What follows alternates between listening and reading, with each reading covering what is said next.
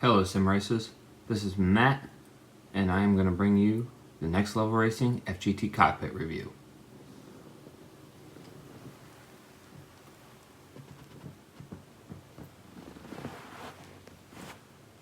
So I want to start out by saying that it was a relatively easy build.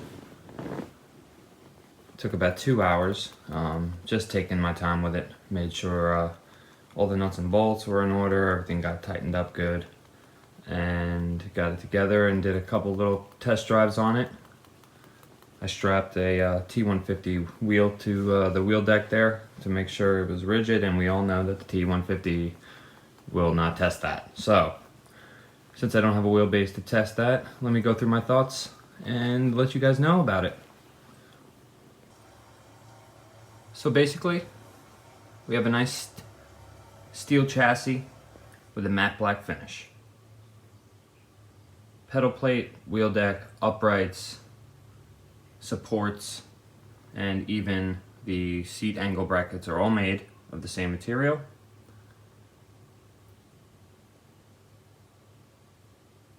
Give you guys a nice little look. Bear with me, this is my first attempt at this, so it's going to be horrific at best. So let's go through my thoughts. We'll start at the chair. So I've seen a lot of people talk about this chair, and obviously by the looks of it and how thin it is, that it's not very comfortable. I would like to negate that and say that this is more comfortable than any rig seat I've had in my experience so far. I've had 2 different rigs that came with chairs. So one was an R seat, and those who've had an R seat chassis know how uncomfortable that actually is.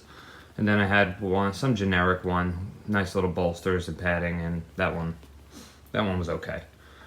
But we're here to talk about this, and because it's the F1 position, it is great for me personally because I have back issues.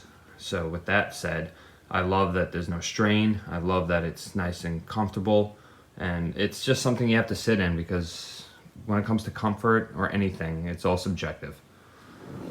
So obviously this is not going to be an 80-20 kind of structure, so let's talk about small cons here. So,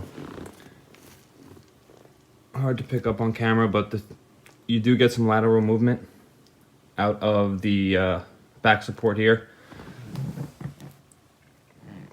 As you'll notice, there's a bolt extruding there. That is because it's a semi, in my opinion, poor design, but it's not.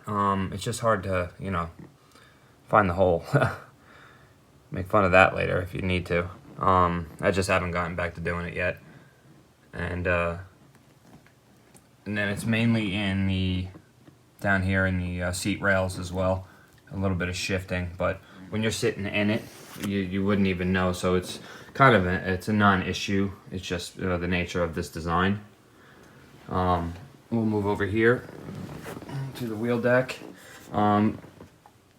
There was a little bit of lateral side to side, but that is due to my uneven floor. So you can't really see it on camera, but it will move side to side,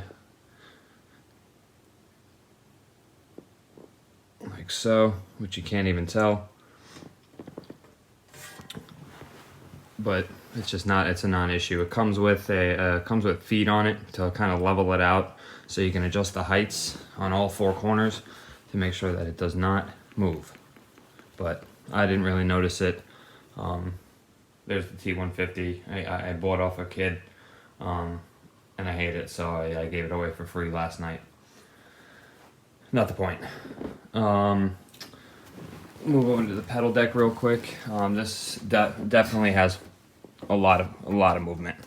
I gotta tighten up here, but a lot of movement in the pedal plate.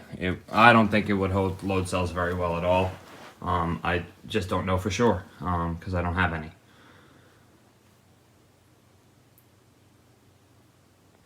But this chassis, it does have really amazing amounts of adjustment. So we can see here, you got different level of heights for both positions, whether you're in the F1 or the GT style, because you can do both on here, and it does come with everything you need out of the box to do that. I got this specifically for the F1 style, so I don't think I'll ever be doing the GT position.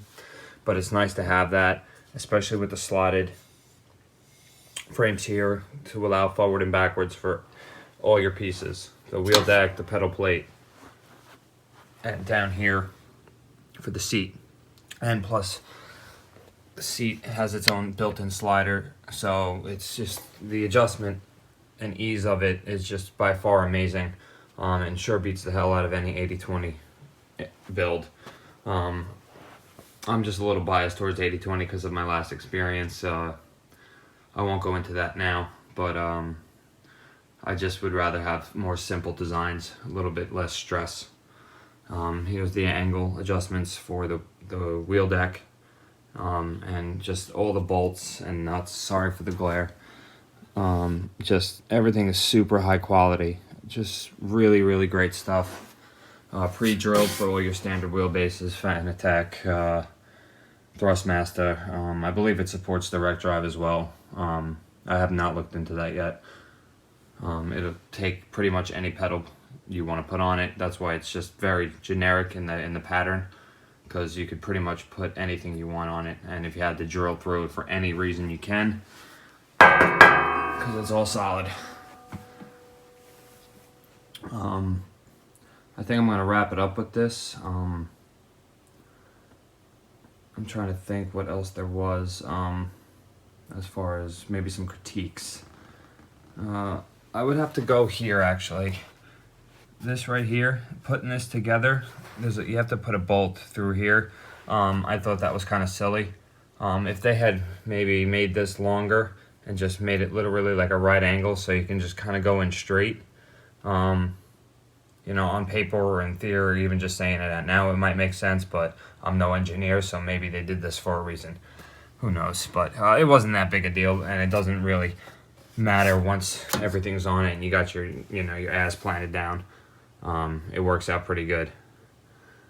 But if I happen to just have missed anything at all, just please drop some comments down. I can pretty much answer whatever you may or may not need, if you haven't found your own stuff with your own little research yet. But thank you for allowing me to do this quick little review. And like I said, this is my first time, so you know, I'm just winging it. But I appreciate y'all. Thank you so much. You guys have a great day.